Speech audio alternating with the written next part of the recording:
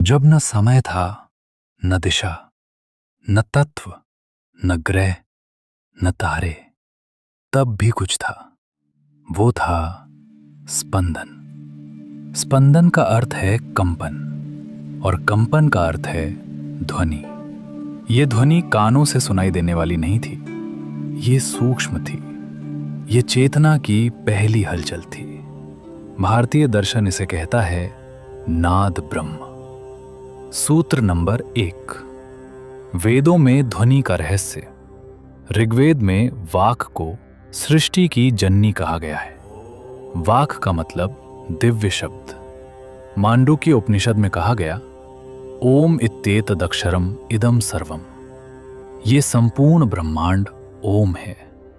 ओम केवल ध्वनि नहीं, ये चेतना का प्रतीक है। अ सृजन, उ पालन, म संहार, मौन तुरीय अवस्था। सूत्र नंबर 2, अनाहत नाद और चक्र विज्ञान। मानव शरीर केवल मांस और हड्डियों का समूह नहीं, ये ऊर्जा का क्षेत्र है। योग शास्त्र कहता है 7 मुख्य चक्र हैं। हृदय चक्र, अनाहत चक्र। अनाहत अर्थात बिना टकराव की ध्वनि। ये ध्वनि निरंतर है। इसे सुनने के लिए बाहरी कान नहीं, भीतरी शांति चाहिए। मंत्र जप, विशेषकर ओम, चक्रों को संतुलित करता है।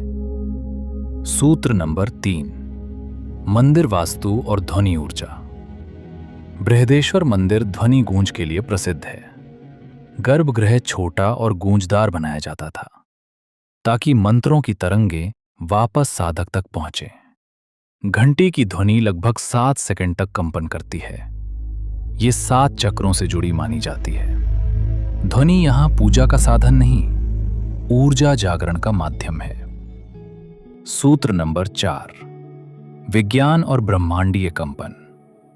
आधुनिक विज्ञान कहता है सब कुछ ऊर्जा है।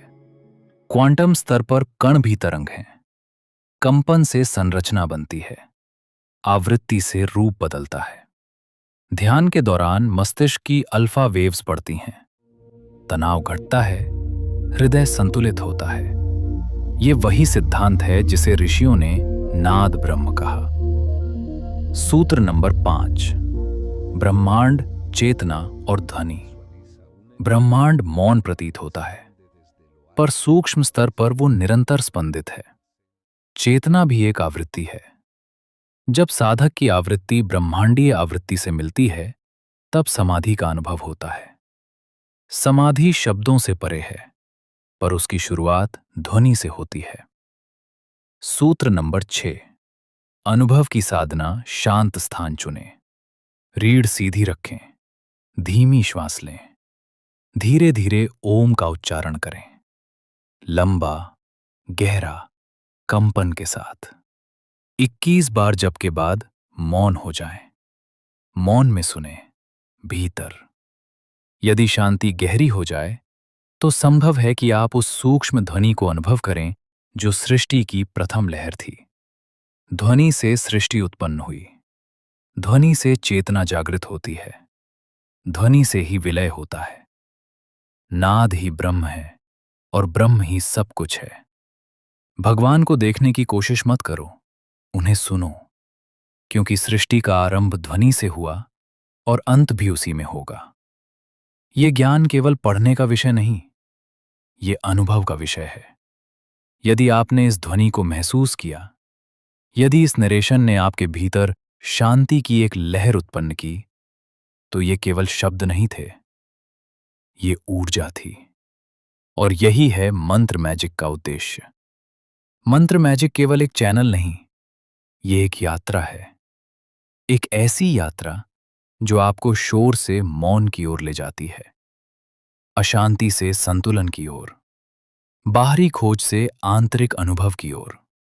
यहां आपको मिलेंगे वैदिक ज्ञान, मंत्रों का रहस्य, ध्यान की गहराई और शास्त्रों की प्रामाणिक व्याख्या।